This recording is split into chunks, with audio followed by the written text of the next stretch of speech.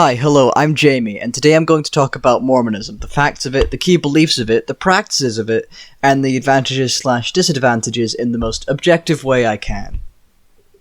Mormonism was founded by a man by the name of Joseph Smith in 1830 in Fayette Township, New York. The name of their book is the Book of Mormon, and the full name of the church is the Church of Jesus Christ of Latter-day Saints.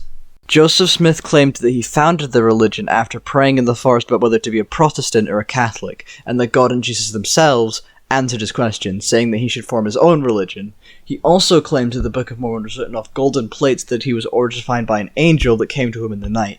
He then put said plates in a hat because it allowed him to translate what was on them to his partner in the publishing of the Book of Mormon, Martin Harris. Another important story about Mormonism, where just as a fair bit of warning due to time constraints my only source is a South Park episode, is this one where Martin Harris's wife, Lucy Harris, was talking to Martin about the book, and as she heard him explain it, she became doubtful, and so she said she would hide a portion of the Book of Mormon and make Martin Harris say he lost them to Joseph Smith.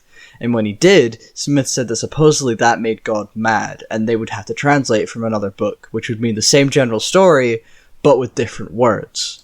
They also believe in a few key practices, one of which is infamously polygamy, or more specifically, polygyny, meaning having multiple wives. The people in the church who did said practice say it's to reach the highest level of heaven.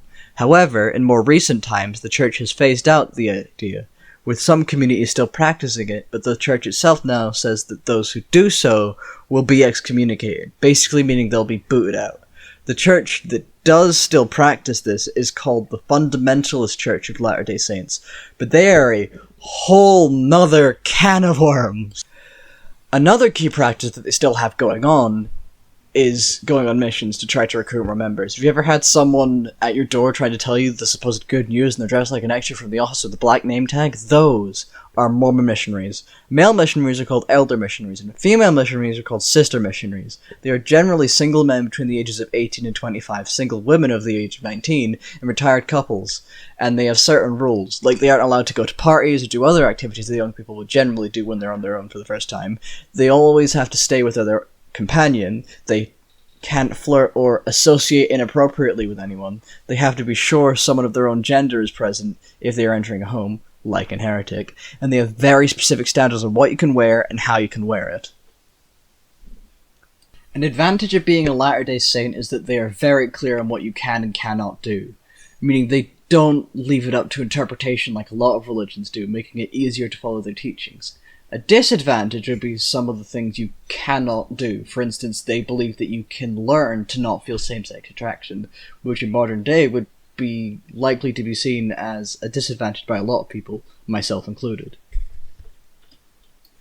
But now it's time for my own beliefs about this religion. I believe that the whole story of needing to find different plates made the whole idea of Mormonism suspicious to me, and while I have no issue with those who are trying to practice it, that's only as long as they aren't trying to / aren't actively negatively affecting other people's lives.